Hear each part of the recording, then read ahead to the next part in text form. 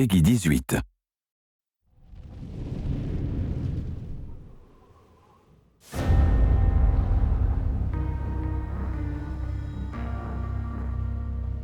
In Company Heroes 2, we did something we hadn't done before on previous games, and we actually took a research trip to Europe to visit some of the locations that we've been trying to portray in the game, to get a sense of the history and the culture and the scale, a feeling for these two armies that fought each other. I mean, I've worked on a lot of games, and we always have a narrative, generally. Most of them, even when there's a seriousness to it, they're not quite as gritty or real as this one. In Company Heroes 2, we've covered all of the well-known battles of the Eastern Front. So players are going to be able to fight in the ruins of Stalingrad, defend the city of Leningrad, ultimately push all the way to the Battle of Berlin. We base our story on history. There's a number of characters that we've kind of composited into ours. They're really trying to get their experiences across and, you know, portray the horror and terror of World War II in a way that is sensitive but unflinching.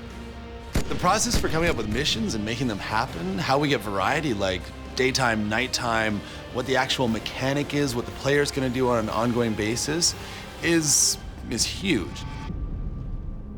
We've expanded quite a bit from Company of Heroes 1. We've got missions where you're leading a small group of snipers through a countryside, eliminating German officers. We've got a mission where you're sieging a castle. They actually fought with modern weapons at some of these places. So you had tanks and machine guns where you might typically think about knights and, you know, swords. The campaign itself is based on, you know, poring over history books, reading personal journals and records from soldiers. So although we can't recreate those battles exactly as they were, we try to capture some aspect, some element of what they might have felt like. We want to pull people through playing one mission where maybe it's a little bit tough to deal with the elements that are in that mission because horrible things are happening. Horrible things happen on the Eastern Front. That's an authentic part of the experience. But at the same time, we know that needs to swing upwards, and so we'll look for something that's going to be like, what's going to be really fun? What's going to be really fun is storming through German lines with tanks. Yeah, let's do that.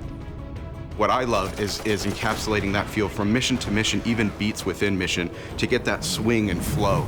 And I love it when it comes together and you really feel like you played one mission and got like 3 different experiences.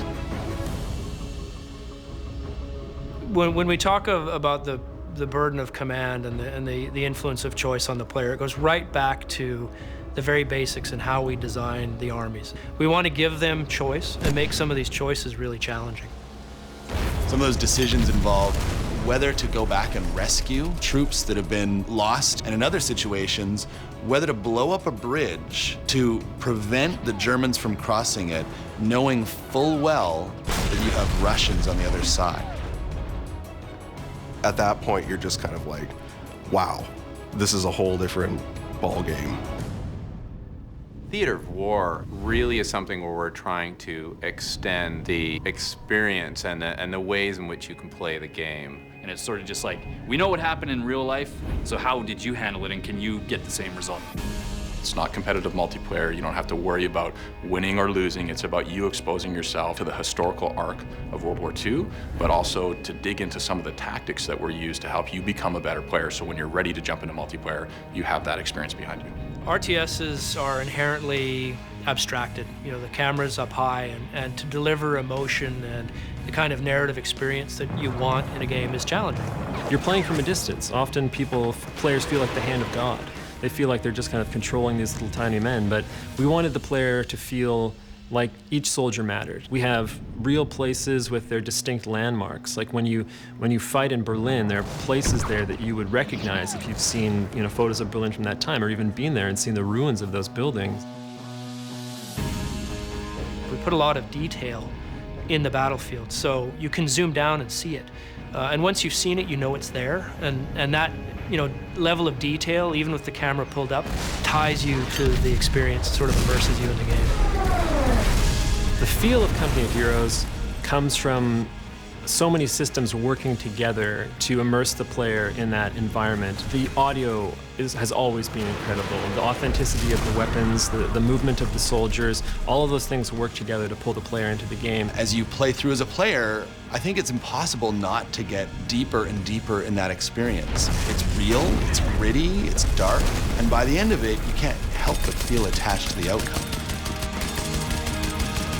And I think the gamers are going to be very pleased when they get their hands on it.